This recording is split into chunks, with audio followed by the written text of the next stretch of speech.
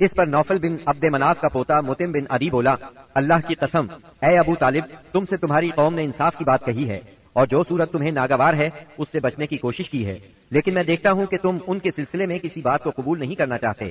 اس کی بات کے جواب میں ابو طالب نے کہا، اللہ کی قسم تم لوگوں نے میرے ساتھ انصاف کی بات نہیں کی، بلکہ تم بھی میرا ساتھ چھوڑ کر میرے مخالف لوگوں کی مدد پر تلے بیٹھے ہو۔ اگر یہی بات ہے تو ٹھیک ہے، جو چاہو کرو۔ اس گفتگو کی ناکامی کے بعد قریش کا ظلم و ستم حد سے بڑھ گیا۔ تکالیف دینے کا سلسلہ پہلے سے کئی گنا زیادہ اور سخت تر ہو گیا۔ انہی دنوں قریش کے سرکشوں کے دماغوں میں نبی صلی اللہ علیہ وسلم کے خاتمے کی ایک تجویز ابھری، لیکن یہ تجویز بھی ان کے خلاف گئی۔ اس تجویز کی بنا پر مکے کے دو نامور اور سرفروش یعنی سیدنا حمزہ اور سیدنا عمر بن خطاب رضی اللہ عنہما اسلام لائے اور ان کے ذریعے سے اسلام کو خوب طاقت ملی۔ ظلم و ستم کے طویل ترین سلسلے کے صرف ایک دو نمونے آپ کو سنائے جاتے ہیں۔ ایک روز ابو لہب کا بیٹا عتیبہ رسول اللہ صلی اللہ علیہ وسلم کے پاس آیا اور بولا، میں والنجم اذا ہوا اور ثم دنا فتدلی کا انکار کرتا ہوں، یعنی اس نے قرآن کی ان آیات کے بارے میں کہا کہ میں ان کا انکار کرتا ہوں۔ پھر آپ پر حملہ آور ہوا، آپ کا کرتا پھاڑ ڈالا، آپ کے چہرہ مبارک پر تھوکنے کی کوشش کی، لیکن اس کا تھوک آپ کے چہرہ مبارک تک نہ آ سکا۔ اس موقع پر نبی کریم صلی اللہ علیہ وسلم نے اس کے حق میں یوں بد دعا فرمائی، اے اللہ اپنے کتوں میں سے کوئی کتا اس پر مسلط کر دے۔ رسول اللہ صلی اللہ علیہ وسلم کی یہ بد دعا قبول ہوئی، اور وہ اس طرح کہ ایک مرتبہ عتیبہ قریش کے کچھ لوگوں کے ساتھ سفر پر گیا۔ قافلے نے ملک شام کے مقام زرقا میں پڑاؤ ڈالا تو رات کے وقت ایک شیر قافلے کے نزدیک آیا، اس نے پورے قافلے کے گرد چکر لگایا۔ عتیبہ نے اس شیر کو دیکھا تو بولا، ہائے میری تباہی، اللہ کی قسم یہ مجھے کھا جائے گا، محمد نے مجھے بد دعا دی تھی، دیکھو میں شام میں ہوں، اس نے مکے میں رہتے ہوئے مجھے مار ڈالا۔ اس وقت تو شیر چلا گیا۔ لوگوں نے عتیبہ کو دلاسا دیا کہ فکر کرنے کی کوئی بات نہیں، پھر اس کی حفاظت کی خاطر اس کے چاروں طرف جانور کھڑے کر دیے تاکہ اگر رات کے وقت شیر آ جائے تو عتیبہ کی بجائے کسی جانور کو کھا لے، عتیبہ کی طرف رخ نہ کرے۔ اس کے باوجود عتیبہ کی گویا جان نکلی جا رہی تھی۔ پھر رات ہو گئی، سب لوگ سو گئے، لیکن عتیبہ سے نیند کوسوں دور تھی اور آخرکار شیر آ گیا۔ اس نے جانوروں کو کچھ نہ کہا، ایک چھلانگ لگا کر ان کے اوپر سے ہوتا ہوا عتیبہ پر جا پڑا اور اس کا سر چبا ڈالا۔ تکالیف پہنچانے والوں میں ایک شخص عقبہ بن ابی معیط تھا۔ اس نے ایک روز حالت سجدہ میں نبی صلی اللہ علیہ وسلم کی گردن اس زور سے دبائی کہ معلوم ہوتا تھا آپ کی آنکھیں باہر نکل آئیں گی۔ سیدنا امیر حمزہ رضی اللہ عنہ رشتے میں آپ کے چچا تھے، مگر عمر میں آپ سے 2-3 سال ہی بڑے تھے۔ آپ دونوں نے چونکہ سویبہ کا دودھ پیا تھا اس لیے رضائی بھائی بھی تھے۔ سیدنا حمزہ رضی اللہ عنہ کو شکار کھیلنے اور سپاہ گری کا بہت شوق تھا۔ منہ اندھیرے تیر کمان لے کر شکار کے لیے نکل جاتے اور پورا دن اسی شوق میں گزار دیتے۔ شام کو واپس آتے تو پہلے حرم میں جاتے، طواف کرتے۔ قریش کے رئیس حرم میں اکثر اپنی الگ الگ مجلس جما کر بیٹھتے تھے۔ سیدنا حمزہ کی ان سب سے اچھی دوستی تھی، اس لیے سب لوگ ان کی بہت قدر کرتے تھے۔ ایک روز نبی اکرم صلی اللہ علیہ وسلم کوہ صفا پر بیٹھے تھے، اتنے میں ابو جہل آیا اور آپ کو دیکھتے ہی آگ بگولا ہو گیا۔ آپ کو گالیاں دینے لگا، آپ خاموش رہے۔ اس خاموشی سے اس کا پارا اور چڑھ گیا۔ اس نے ایک پتھر اٹھایا اور آپ کے سر پر دے مارا، آپ کا سر زخمی ہو گیا، خون بہنے لگا۔ شام کو سیدنا حمزہ رضی اللہ عنہ شکار سے لوٹے تو عبداللہ بن جدعان کی لونڈی نے بتایا کہ آج آپ کے بھتیجے محمد کو ابو جہل نے سخت تکلیف پہنچائی ہے، آپ زخمی ہو گئے ہیں۔ سیدنا حمزہ رضی اللہ عنہ نے یہ سنا تو غصے سے بھڑک اٹھے، آخر آپ ان کے قریبی عزیز تھے۔ سیدھے ابو جہل کے پاس گئے اور بولے، تو میرے بھتیجے کو گالی دیتا ہے حالانکہ میں اسی کے دین پر ہوں۔ اس کے بعد کمان سے اس زور سے مار ماری کہ ابو جہل اس کمان سے زخمی ہو گیا۔ اب سیدنا حمزہ رضی اللہ عنہ آپ صلی اللہ علیہ وسلم کے پاس پہنچے اور بولے، بھتیجے تمہیں یہ سن کر خوشی ہوگی کہ میں نے ابو جہل سے تمہارا بدلہ لے لیا ہے۔ اس پر نبی اکرم صلی اللہ علیہ وسلم نے فرمایا، چچا میں ایسی باتوں سے خوش نہیں ہوا کرتا، اگر آپ میری خوشی چاہتے ہیں تو اس کا آسان اور سیدھا سادہ طریقہ یہ ہے کہ آپ مسلمان ہو جائیں۔ سیدنا امیر حمزہ رضی اللہ عنہ کے دل پر اس جملے کا اتنا اثر ہوا کہ انہوں نے اسی وقت کلمہ پڑھا اور اسلام قبول کر لیا۔ سیدنا حمزہ رضی اللہ عنہ کے ایمان لانے کے 3 دن بعد سیدنا عمر بن خطاب بھی اسلام لے آئے۔ وہ قریش مکہ کے بہت بڑے ستون اور مددگار تھے۔ قریش کی طرف سے بیرونی ممالک سے سفارتی تعلقات رکھنا انہی کی ذمہ داری تھی۔ اسلام قبول کرنے سے پہلے آپ مسلمانوں کے سخت خلاف تھے، بہت سخت گیر تھے، طبیعت میں غصہ بہت تھا۔ ایک رات رسول اللہ صلی اللہ علیہ وسلم خانہ کعبہ کے پاس نماز پڑھ رہے تھے۔ سیدنا عمر رضی اللہ عنہ نے چھپ کر چند آیات سن لی۔ ان کے دل میں آیا کہ یہ حق ہے، لیکن پھر بھی اپنے خیالات پر جمے رہے، یہاں تک کہ ایک روز نبی صلی اللہ علیہ وسلم کا کام تمام کرنے کی نیت سے تلوار لے کر نکل کھڑے ہوئے۔ راستے میں ان کی ملاقات سیدنا نعیم بن عبداللہ سے ہوئی۔ یہ نئے نئے مسلمان ہوئے تھے، اس لیے ابھی ان کے اسلام لانے کی خبر سیدنا عمر رضی اللہ عنہ کو نہیں ہوئی تھی۔ ان کے ہاتھ میں ننگی تلوار اور چہرے پر شدید غصے کے آثار دیکھ کر انہوں نے پوچھا، خیر تو ہے عمر، دوپہر کے وقت ننگی تلوار لیے کدھر کا ارادہ ہے؟ سیدنا عمر رضی اللہ عنہ نے جواب دیا، محمد کو قتل کرنے کے لیے جا رہا ہوں۔ یہ سن کر نعیم بولے، محمد کو قتل کرنے سے پہلے اپنے گھر کی خبر لو، تمہاری بہن فاطمہ اور تمہارے بہنوئی سعید تمہارا دین چھوڑ کر اسلام قبول کر چکے ہیں۔ سیدنا عمر یہ سن کر آگ ببولا ہو گئے، سیدھے بہن کے گھر پہنچے۔ اس وقت گھر میں قرآن کے ایک معلم سیدنا خباب بن ارت رضی اللہ عنہ انہیں قرآن پڑھا رہے تھے۔ دروازے پر دستک کی آواز سن کر ان کی بہن فاطمہ بنت خطاب نے قرآن کے اوراق چھپا دیے۔ خباب بن ارت بھی ایک طرف چھپ گئے۔ اب بہنوئی نے دروازہ کھولا۔ دروازہ کھلتے ہی سیدنا عمر رضی اللہ عنہ نے پوچھا، تم کیا پڑھ رہے تھے، مجھے دکھاؤ۔ ساتھ ہی سعید بن زید کو مارنے لگے۔ بہن نے اپنے خاوند کو چھڑانے کی کوشش کی تو ان پر بھی ٹوٹ پڑے، وہ بھی زخمی ہو گئیں، ان کے منہ سے خون بہنے لگا۔ جوش میں آ کر بولی، جو جی میں آئے کر لو عمر، ہم مسلمان ہو چکے ہیں۔ سیدنا عمر رضی اللہ عنہ نے بہن کو زخمی دیکھا تو شرمندہ ہوئے اور نرم آواز میں بولے، مجھے سناؤ تم کیا پڑھ رہے تھے، میں جاننا چاہتا ہوں تمہارا دین کیا ہے۔ فاطمہ بنت خطاب رضی اللہ عنہا نے جوش کے عالم میں چند جملے کہے، پھر فرمایا، جاؤ پہلے غسل کرو، پھر دکھائیں گے ہم کیا پڑھ رہے تھے۔ غسل کے بعد انہیں قرآنی اوراق دکھائے گئے۔ انہیں نرم پڑھتے دیکھ کر سیدنا خباب بن ارت بھی کونے سے نکل کر سامنے آ گئے۔ قرآن کے اوراق پر سورہ طٰہٰ کی چند آیات تھیں۔ سیدنا عمر رضی اللہ عنہ نے ان کو پڑھا تو کایا پلٹ گئی اور بولے، یہ تو بہت عمدہ چیز ہے، بتاؤ مسلمان کس طرح ہوتے ہیں۔ سیدنا خباب بن ارت نے کہا، اے عمر، جمعرات کی رات رسول اللہ صلی اللہ علیہ وسلم نے اللہ تعالیٰ سے دعا کی تھی کہ اے اللہ، ابو جہل یا عمر بن خطاب سے اسلام کو تقویت دے، تمہیں خوشخبری ہو کہ یہ سعادت تمہارے حصے میں آ رہی ہے۔ رسول اللہ صلی اللہ علیہ وسلم دار ارقم میں ہیں۔ سیدنا عمر رضی اللہ عنہ ان کے ساتھ دار ارقم پہنچے، دروازے پر دستک دی۔ دروازہ کھلنے پر اندر موجود لوگ سیدنا عمر رضی اللہ عنہ کو دیکھ کر چونک اٹھے۔ نبی صلی اللہ علیہ وسلم کو بتایا تو آپ نے فرمایا، آنے دو۔ سیدنا عمر رضی اللہ عنہ اندر داخل ہوئے۔ آپ صلی اللہ علیہ وسلم نے ان کا کرتا پکڑ کر کھینچا اور فرمایا، عمر کس ارادے سے آئے ہو؟ سیدنا عمر رضی اللہ عنہ نے فوراً کلمہ پڑھا۔ یہ اس قدر اچانک اور اس قدر غیر متوقع تھا کہ وہاں موجود تمام صحابہ بے ساختہ پکار اٹھے، اللہ اکبر! دار ارقم گونج اٹھا۔ سیدنا عمر رضی اللہ عنہ کا ایمان لے آنا کوئی معمولی واقعہ نہیں تھا۔ مسلمانوں میں خوشی کی لہر دوڑ گئی۔ دوسری طرف قریش اپنی تدابیر میں مصروف تھے۔ ایک روز کچھ سردار مسجد حرام میں محفل جمائے بیٹھے تھے، جبکہ آپ ایک کونے میں الگ بیٹھے تھے۔ مسلمانوں کی بڑھتی ہوئی تعداد نے قریش کی پریشانی میں بہت اضافہ کر دیا تھا، لہذا اس موقع پر ابو سفیان کے خسر عتبہ بن ربیعہ نے قریش کے سرداروں سے کہا، صاحبو، اگر آپ لوگ پسند کریں تو میں جا کر محمد سے بات کروں اور ان کے سامنے چند تجاویز رکھوں، شاید کہ وہ ان میں سے کوئی تجویز مان لیں اور ہم لوگ بھی اس کو قبول کر لیں۔ ہو سکتا ہے اس طرح وہ ہماری مخالفت سے باز آ جائیں۔ سب حاضرین نے اس بات سے اتفاق کیا۔ عتبہ اٹھ کر آپ کے پاس پہنچا اور آپ کے پاس بیٹھ گیا۔ آپ نے اس کی طرف دیکھا تو وہ بولا، بھتیجے، تم اپنی قوم میں اپنے نسب اور خاندان کے اعتبار سے جو حیثیت رکھتے ہو وہ تمہیں معلوم ہے، مگر تم اپنی قوم پر ایک بڑی مصیبت لے آئے ہو۔ تم نے جماعت میں تفرقہ ڈال دیا ہے، ساری قوم کو تم بے وقوف ٹھہراتے ہو، قوم کے معبودوں اور اس کے دین کی برائی کرتے ہو اور ایسی باتیں کرنے لگے ہو جن کے معنی یہ ہیں کہ ہم سب کے باپ دادا کافر تھے۔ اب ذرا میری بات سنو، کچھ تجاویز تمہارے سامنے رکھتا ہوں، ان پر غور کرو، شاید کہ ان میں سے کسی کو تم قبول کر لو۔ اس کے خاموش ہونے پر آپ نے فرمایا، ابو الولید، آپ کہیں، میں سن رہا ہوں۔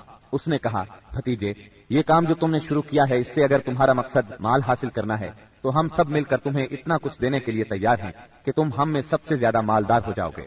اگر اس سے اپنی بڑائی چاہتے ہو تو ہم تمہیں اپنا سردار بنانے کے لیے تیار ہیں۔ کسی معاملے کا فیصلہ تمہارے بغیر نہیں کیا کریں گے۔ اگر بادشاہت ہی چاہتے ہو تو ہم تمہیں اپنا بادشاہ بنا لیتے ہیں، اور اگر تم پر کوئی جن آتا ہے جسے تم خود دور کرنے پر قادر نہیں ہو تو ہم بہترین طبیبوں سے اپنے خرچ پر تمہارا علاج کروا دیتے ہیں۔ عتبہ یہ باتیں کرتا رہا، آپ خاموشی سے سنتے رہے۔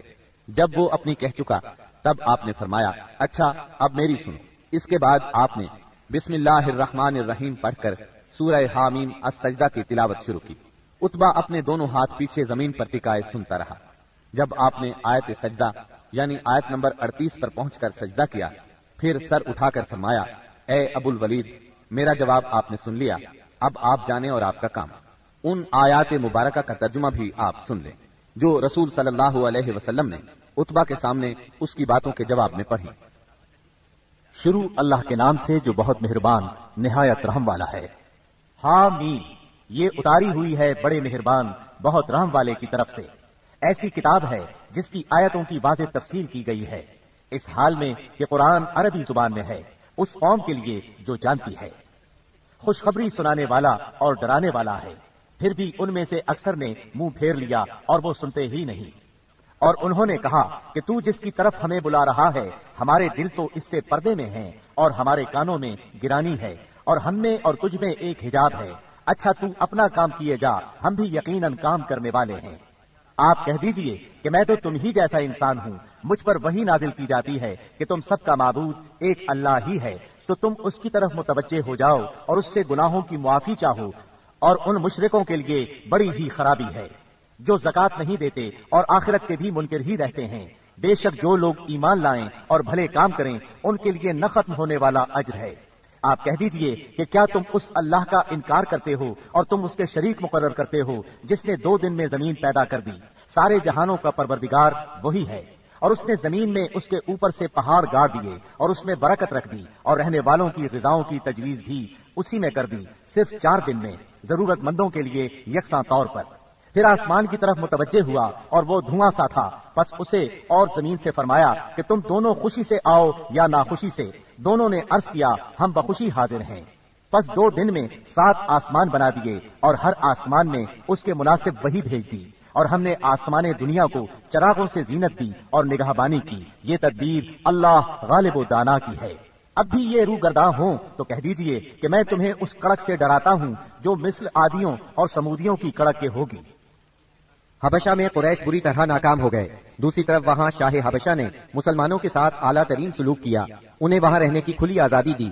ادھر مکہ معظمہ میں سیدنا حمزہ اور سیدنا عمر بن خطاب رضی اللہ عنہما نے اسلام قبول کر لیا۔ ان تمام باتوں کی بنا پر کفار کا زور ٹوٹنے لگا۔ دوسری طرف آپ کی تبلیغی کوششوں سے مسلمانوں کی تعداد میں روز بروز اضافہ ہوتا جا رہا تھا اور قبائل میں بھی اسلام پھیلتا جا رہا تھا۔ اس صورتحال نے قریش کو مجبور کیا کہ وہ نئے سرے سے حالات کا جائزہ لیں اور اسلام کی بڑھتی ہوئی مقبولیت میں مزید اضافہ نہ ہونے دیں۔ چنانچہ قریش مکہ ایک جگہ جمع ہوئے۔ مشورے کے بعد بنی ہاشم اور بنی مطلب سے معاشرتی قطع تعلق کا فیصلہ کیا۔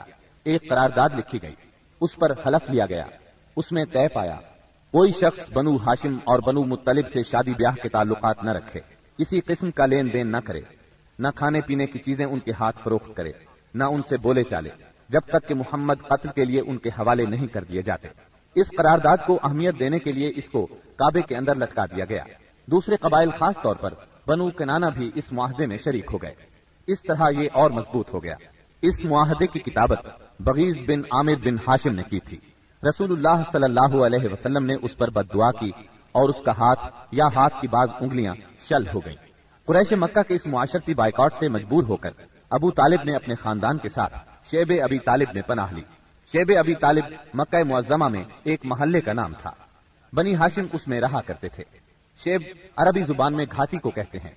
یہ محلہ کوہ ابو قبیس کی گھاٹیوں میں سے ایک گھاٹی میں واقع تھا، اور ابو طالب بنی ہاشم کے سردار تھے، اس لیے شیب ابی طالب کہا جاتا تھا۔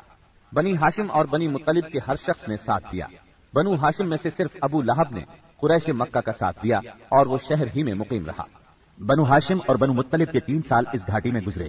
یہ 3 سال اس قدر سخت، تنگدستی، غربت اور تکالیف کے تھے کہ بھوک کی شدت سے بچوں کے بلبلانے کی آوازیں راستہ چلتے لوگوں کو سنائی دیتی تھی، مگر سنگ دل کفار ان چیخوں کو سن کر خوش ہوتے تھے۔ مسلمانوں نے ان 3 برسوں میں درختوں کے پتے اور چمڑے کھا کر پیٹ کی آگ بجھائی۔ سعد بن ابی وقاص رضی اللہ عنہ فرماتے ہیں، میں بھوکا تھا، اتفاق سے رات کے وقت میرا پاؤں کسی چیز پر پڑا، میں نے اس چیز کو اٹھایا اور نگل گیا، مجھے اب تک معلوم نہیں کہ وہ کیا چیز تھی۔ اسی طرح اونٹ کی کھال کا سوکھا ہوا چمڑا انہیں کہیں راستے میں پڑا مل گیا، انہوں نے پانی سے دھو کر اس کو جلایا اور صفوف بنا کر پانی کے ساتھ کھا کر 3 راتیں بسر کی۔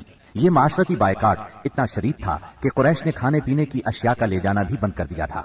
جب کوئی تجارتی قافلہ مکے آتا تو ابو لہب اٹھتا اور اعلان کرتا، کوئی تاجر عام نرخوں پر اصحاب محمد کو فروخت نہ کرے، بلکہ اتنی قیمت بڑھائے کہ وہ چیز ان لوگوں کی قوت خرید سے باہر ہو جائے۔ قریش میں سے بعض لوگوں کے دل ان حضرات کی یہ حالت دیکھ کر اڑتے تھے، کیونکہ وہ ان کے عزیز تھے، چنانچہ ایسے لوگ خفیہ طور پر کھانے پینے کی چیزیں بھیج دیتے تھے۔ ایک دن سیدنا حکیم بن حزام رضی اللہ عنہ اپنی پھوپھی سیدہ خدیجہ رضی اللہ عنہا کے لیے کچھ چیزیں لے کے جا رہے تھے کہ ابو جہل نے راستہ روک لیا اور کہا، اگر تم نے شیب ابی طالب میں غلہ پہنچانے کی کوشش کی تو میں سب لوگوں میں تمہیں رسوا کر دوں گا۔ इत्तेफाक से उस वक्त अबुल बुख्तरी सामने से आ गया। वाकये की तफसील सुनकर अबू जहल से कहने लगा, अगर एक शख्स अपनी फूफी के लिए कुछ गल्ला भेजता है तो तुम क्यों रुकावट बनते हो? चुनाचे अबुल बुख्तरी की मुदाखलत की वजह से उसे अपनी फूफी के पास गल्ला भिजवाने दिया। गरज ऐसी ही तकालीफ और मसाइब की वजह से मक्के के बाद नेक दिल लोगों को ये सफ़ाकाना मुआहदा खत्म करने का ख्याल आया। आखिर हिशाम बिन अम्र की कोशिशों से ज़ुहैर बिन अबी उमैया, सैयदा खतीजा रजी अल्लाह अन्हा के रिश्तेदार मुतिम बिन अदी, ज़मआ बिन असवद और अबुल बुख्तरी बिन हाशिम और मुख्तलिफ कबाइल के बाद अफराद ने रात को खुफिया मजलिस में इस मुआहदे की मनसूखी का तरीका कार मुरतब किया। फिर सुबह को काबतुल्लाह के पास अपने अपने हल्के में जमा हुए। तवाफ के बाद पहले ज़ुहैर ने ऐलान किया, जब तक इंसानियत के खिलाफ इस मुआहदे को खत्म नहीं किया जाएगा मैं चैन से नहीं बैठूंगा।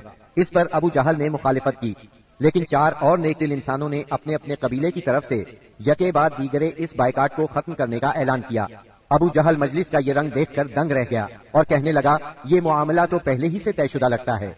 तकालीफ पहुंचाने की पॉलिसी के बाद जब कुरैश नबी करीम सल्लल्लाहु अलैहि वसल्लम को नफ्सियाती हरबों से शिकस्त न दे सके तो उन्होंने अब उन पर माशरती दबाव डालने का प्रोग्राम बनाया। इसके लिए उनके सरपरस्त और निगरान अबू तालिब पर दबाव डालना जरूरी था।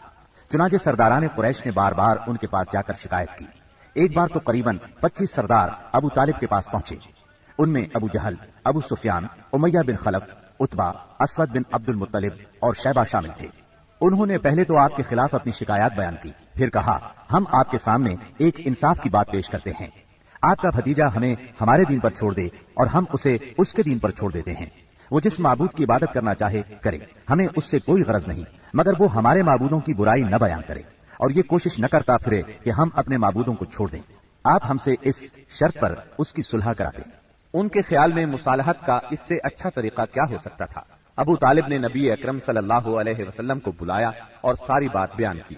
आपने जवाब में फरमाया, चचा जान, मैं तो उनके सामने एक ऐसा कलिमा पेश करता हूँ जिसे अगर ये जान लें तो पूरा अरब उनके ताबे और अजम उनका जिजिया गुजार हो जाएगा।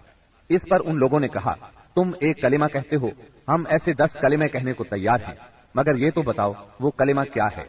आपने जवाब में फरमाया, ला इलाहा इल्लल्लाह। इस पर वो सब गुस्से और तकब्बुर से उठ खड़े हुए। उस वक्त वो जो बातें कहते हुए वहां से निकले, उनका जिक्र कुरान करीम की सूरह स्वाद की आयत 1 ता 7 में आया है। स्वाद वल कुरआन ज़िक्र बलिल्लज़ीन कफ़रू फ़ी इज़्ज़तिन व शिक़ाक़ कम अहलकना मिन क़ब्लिहिम मिन क़र्निन फ़नादव वला तहीन मनास वअजिबू अन जाअहुम मुन्ज़िरुम मिनहुम वक़ाल अल-काफ़िरून हाज़ा साहिरुन कज़्ज़ाब अजअल अल-आलिहत इलाहन वाहिदन इन्न हाज़ा लशैउन उजाब वंतलक़ अल-मलअु मिनहुम अन इमशू वस्बिरू अला आलिहतिकुम इन्न हाज़ा लशैउन युराद ما سمعنا بهذا في الملة الآخرة إن هذا إلا اختلاق सौत, इस नसीहत वाले कुरान की कसम, बल्कि कुफ्फार गुरूर और मुखालफत में पड़े हुए हैं। हमने उनसे पहले भी बहुत सी उम्मतों को तबाह कर डाला तो उन्होंने हर चंद चीख पुकार की, लेकिन वो वक्त छुटकारे का न था। और काफिरों को इस बात पर ताज्जुब हुआ कि उन्हीं में से एक उन्हें डराने वाला आ गया और कहने लगे कि ये तो जादूगर और झूठा है। क्या उसने इतने सारे माबूदों का एक ही माबूद कर दिया? वाकई ये बहुत ही अजीब बात है। उनके सरदार ये कहते हुए चले कि चलो जी और अपने माबूदों पर जमे रहो, यकीनन इस बात में कोई गरज है। ہم نے تو یہ بات پچھلے دین میں بھی نہیں سنی. کچھ نہیں، یہ تو صرف من گھڑت ہے. نبی اکرم صلی اللہ علیہ وسلم اور آپ کے صحابہ کرام رضی اللہ عنہم کو اس مصیبت سے نجات تو مل گئی، لیکن قریش کے 3 سالہ بائیکاٹ نے بہت سے حضرات کی صحت برباد کر دی تھی. آپ شہر میں تشریف لائے ہی تھے کہ آپ کے چچا ابو طالب بیمار پڑ گئے اور چند روز بعد ہی وفات پا گئے. صحیح بخاری میں مسیب رحمت اللہ علیہ سے مروی ہے کہ جب ابو طالب کی وفات کا وقت آیا تو نبی کریم صلی اللہ علیہ وسلم ان کے پاس تشریف لے گئے. اتفاق سے اس وقت ابو جہل اور عبداللہ بن ابی امیہ بھی ابو طالب کی عیادت کے لیے موجود تھے.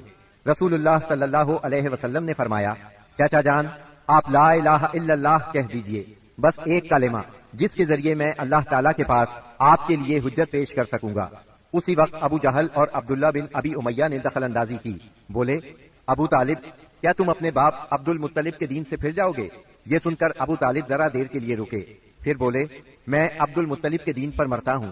اس کے بعد ابو طالب نے آپ کی طرف دیکھا اور کہا، میں کلمہ شہادت کہہ دیتا، لیکن قریش کہیں گے کہ ابو طالب موت سے ڈر گیا. یہ سن کر آپ نے فرمایا، میں آپ کے لیے مغفرت کی دعا کرتا رہوں گا جب تک اللہ مجھے ایسا کرنے سے منع نہ کر دے. اس پر سورہ توبہ کی آیت 113 نازل ہوئی.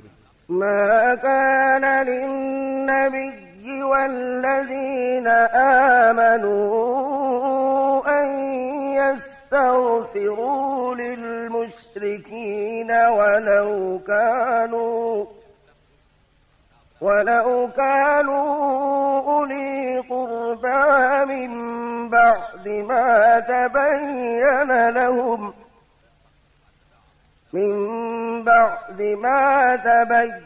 لهم أنهم أصحاب الجحيم.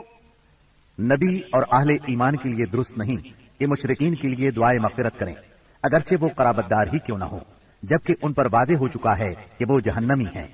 جناب ابو طالب کی وفات کے چند روز بعد سیدہ خدیجہ رضی اللہ عنہا نے انتقال فرمایا. آپ اپنے شفیق چچا کی وفات کے صدمے سے ابھی سنبھلے بھی نہیں تھے کہ سیدہ خدیجہ رضی اللہ عنہا جیسی جانثار اور غم گسار رفیقہ حیات دنیا سے رخصت ہو گئیں. ان کی وفات نبوت کے 10ویں سال ماہ رمضان میں ہوئی. اس وقت ان کی عمر 65 برس تھی.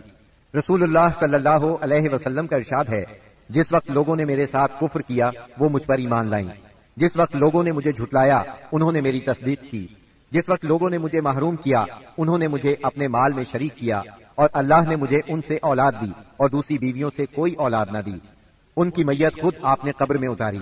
اس سال کا نام خود آپ نے عام الحزن رکھا. یہ نام تاریخ اسلام کا جز بن گیا. جناب ابو طالب اور سیدہ خدیجہ الکبریٰ کی وفات کے بعد کفار مکہ اور بھی زیادہ دلیر ہو گئے. پہلے سے زیادہ آپ کو تنگ کرنے لگے، یہاں تک کہ آپ کا گھر سے نکلنا بھی مشکل ہو گیا. ابو طالب کی وفات پر ابو لہب بنو ہاشم کا سردار بنا. شروع ہی میں اس نے اعلان کر دیا کہ آپ اپنے اقوال اور اعمال کے ذمہ دار ہیں.